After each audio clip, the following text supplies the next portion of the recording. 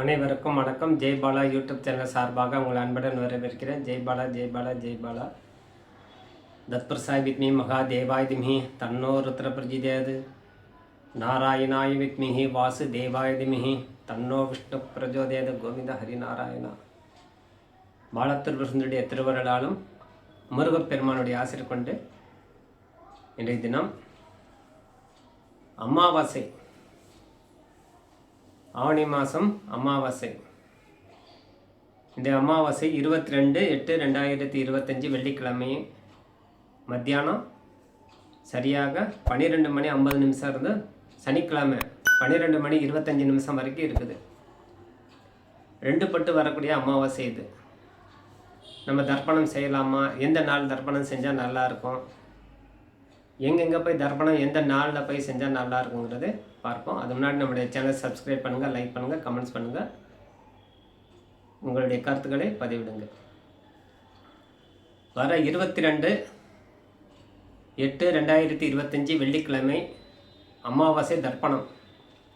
அன்றைய தினம் இல்லத்தில் தர்ப்பணம் செய்கிறவங்களாம் கண்டிப்பாக செய்யணும். அன்றைய தினம் ஆயிலன் நட்சத்திரம், சனிக்கிழமை மக நட்சத்திரம். விட்டது என்ன சொல்லுவாங்க பெரியவங்க, நீ தர்ப்பணம் பண்ணலை, விட்டது எங்கே செய்ய, மகத்தில் கொடு அப்படி சொல்லுவாங்க. தர்ப்பணம் விட்டது ஏதாவது ஒன்று விட்டுருந்தா தேய்பிரை அஷ்டமி, அமாவாசை கூட சொல்ல மாட்டேன், தேய்பிரை அஷ்டமி மகத்தில் கொடு, அது நீர்நிலையில் கொடுத்தா நல்லாயிருக்கும். அப்போ அந்த நீர்நிலை எங்கே இருக்குதுன்னா இந்த ராமேஸ்வரம், காசி, கயா, திருப்புல்லானி, சேதுக்கரை, தனுஷ்கோடி போன்ற இடத்துல போய் நம்ம தர்ப்பணம் செய்யணும். அப்போ அந்த நீர்நிலையில் போய் இந்த சனிக்கிழமை போய் நீர்நிலையில் தான் தர்ப்பணம் செய்யணும். வெள்ளிக்கிழமை வீட்டில் தான் தர்ப்பணம் செய்யணும். வீட்டில் தர்ப்பணம் செய்கிறவங்கள வெள்ளிக்கிழமை. அப்போ மறுநாள் தர்ப்பணம் செய்யலாம். நம்ம ராமேஸ்வரத்தில் போய் செய்கிறோம், நான் ஸ்ரீரங்கத்தில் போய் செய்கிறேன், அம்மா மண்டபத்தில் போய் செய்கிறேன், திருப்புல்லானியில் போய் செய்கிறேன்னா நம்ம வெள்ளிக்கிழமை செய்ய வேண்டிய அவசியம் கிடையாது. அது அமாவாசை தர்ப்பணம் ஆகாது, சதுர்தேசி தர்ப்பணம் தான் வரும். அமாவாசை அன்னைக்கு மக நட்சத்திரம் இருக்கும்போது நீங்கள் செஞ்சால் மிகவும் தோஷம் எல்லாம் இருந்தால் மிக மிக மிக குறைவாகவே வேலை செய்யும்.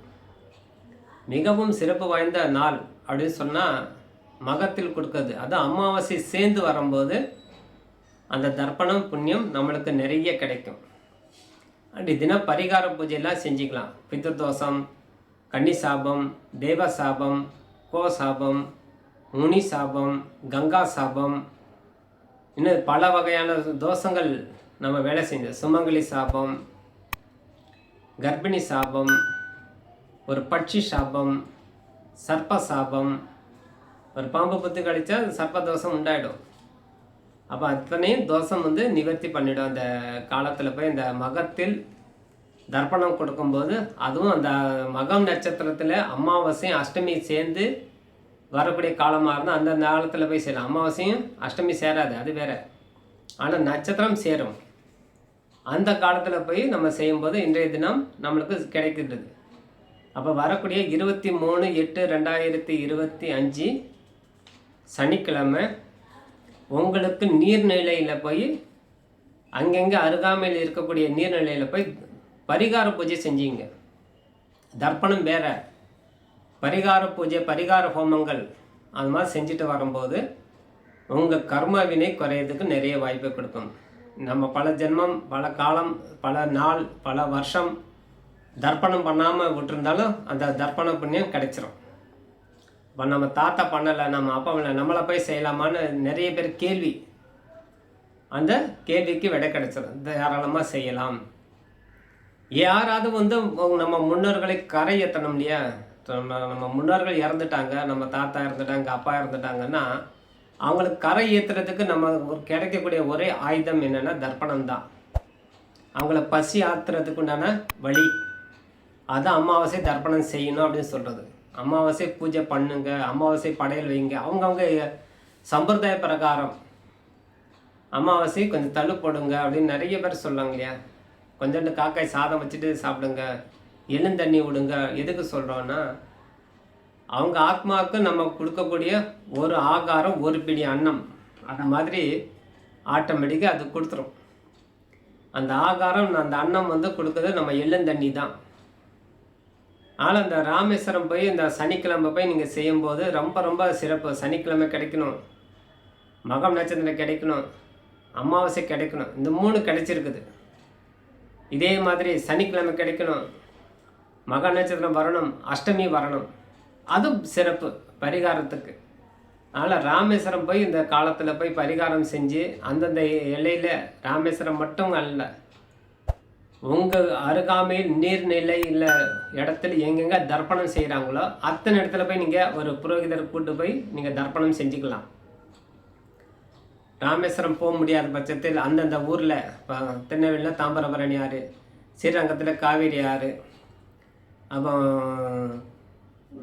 மற்ற ஆறுகள்லாம் இருக்கக்கூடியது இடம்னா முக்குடல், அந்த மாதிரி இடத்துலலாம் போய் நம்ம தர்ப்பணம் செஞ்சுட்டு வரும்போது நன்மை நடக்கும். பவானி ஆற்று ஒட்டி இருக்கக்கூடியவங்க அது மாதிரி எல்லா இடத்துல போய் தர்ப்பணங்கள் வந்து செஞ்சுட்டு வரும்போது நம்ம அந்த பாப விமர்சனம் கிடைக்கும். அது மட்டும் இல்லாமல் நீர்நிலைங்கிறது குளம் சார்ந்த இடத்துல போய் கூட அந்த நீர்நிலை இருக்கும், தேங்கி நிற்கிற இடம். ஒரு கோயில் குளம் பக்கத்தில் பண்ணுறாங்கன்னா அங்கே போய் தர்ப்பணம் செஞ்சுட்டு வரணும். ஆகவே இந்த மாதிரி தர்ப்பணம் செஞ்சுட்டு நம்ம முன்னோர்களை கரை ஏற்றுறதுக்கு உண்டான வழி கிடைச்சக்கூடிய காலம் வந்த அமாவாசை. இந்த அமாவாசைக்கு நம்ம வந்து வெள்ளிக்கிழமை நம்ம வீட்டில் தர்ப்பணம் பூஜைகள்லாம் செஞ்சுக்கணும். க்ஷேத்திரத்தில் போய் வெளியில் போய் தர்ப்பணம் பண்ணுற பரிகார பூஜை செய்கிறவங்க மட்டுமே சனிக்கிழமை போய் செய்யுங்க. எல்லா வகையான பரிகாரத்துக்கு, தோஷ நிவர்த்திக்கு, எந்த காரிய தடை உங்கள் ஜாதகத்தில் சொல்லியிருக்காங்க, நீங்கள் ராமேஸ்வரம் போய் பண்ணுங்க, தர்ப்பண பரிகார பூஜை பண்ணிங்க, உங்கள் முன்னோர்கள் சாபம் இருக்குது, தெய்வ சாபம் இருக்குது, குல சாபம் இருக்குதுன்னு ஜாதக ரீதி எது சொன்னால் உடனே போய் செஞ்சுருங்க. அந்த காலத்தில் நம்ம போய் செய்யும்போது மிகவும் பலன் அதிகமாகவே கிடைக்கும், சீக்கிரம் பரிகாரம் ஆகும். ஆகவே இந்த வாய்ப்பை பயன்படுத்தி கொண்டு எல்லா சௌபாக்கியங்கள் பெற்று வாழும் சொல்லி விடைபெறுகிறேன். நன்றி, வணக்கம். ஜெய்பாலா, வாழ்க வளமுடன்.